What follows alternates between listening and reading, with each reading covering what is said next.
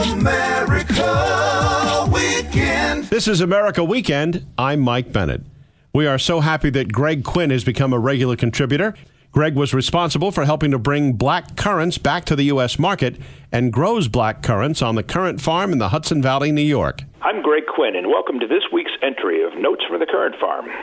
Winter is settling in here on the Currant farm, and wind chills today are not expected to get out of the teens.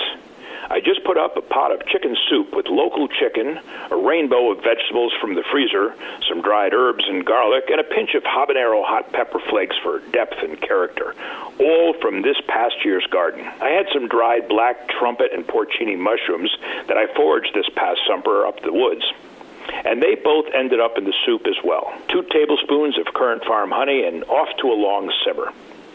The fire is crackling with wood from a large oak that came down in a storm 2 years ago.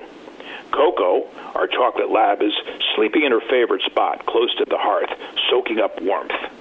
The soft comfort steaming from the simmering pot of soup enhances the winter scene of the frozen pond and white landscape outside the windows.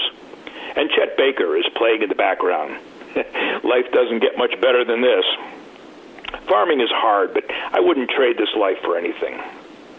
The nor'easter last weekend left the fields and surrounding woods covered with a frozen white crust.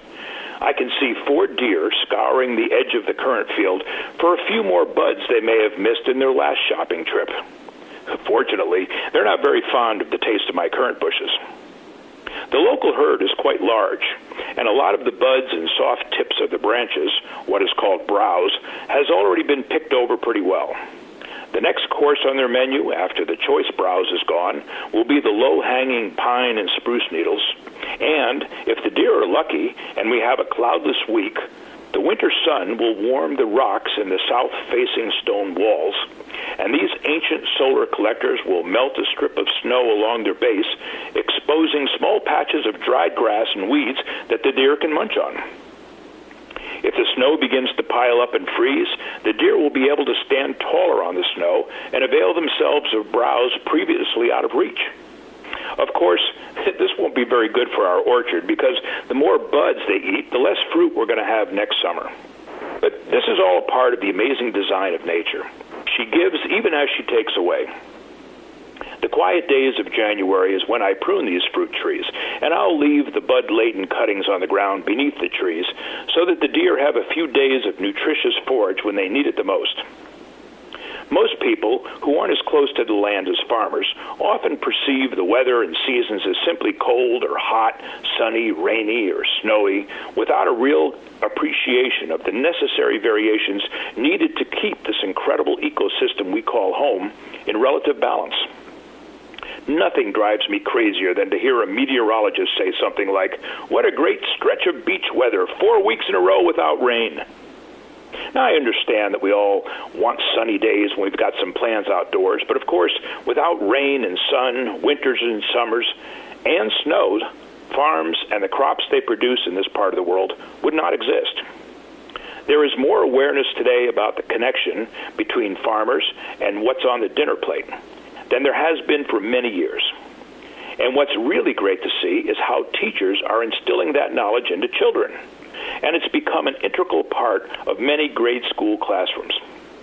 Ironically, as more people become mindful of the importance of farms and seek out more local, wholesome food grown by people who love and take care of the land, it's becoming harder and harder to maintain the family farm. Extreme weather patterns, constant pressure to sell the land to development, children who trade the hard life of their farming parents for a career in the city all contribute to the decline of the family farm. The small farmer is a different breed of animal than the corporations that grow millions of acres of corn and wheat. But the small farmer who produces that locally grown, wholesome food that people love so much is struggling. During the season of giving, you might want to think about helping to keep these farms alive. My favorite charity is the American Farmland Trust, a nonprofit which will use your gifts to help struggling small farms around the country. We donate a part of our proceeds from the sale of our currant products to them every year.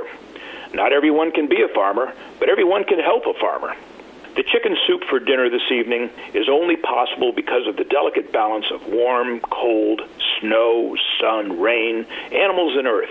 The vegetables, herbs, and mushrooms, the chicken's organic feed, the bees' raw honey, the glass of dry Riesling I'll enjoy with the soup, the blackcurrant strudel I'll make for dessert, and even the fire with oak wood that grew tall and then came down in a storm, were all a result of love, labor, and a partnership with nature and the land.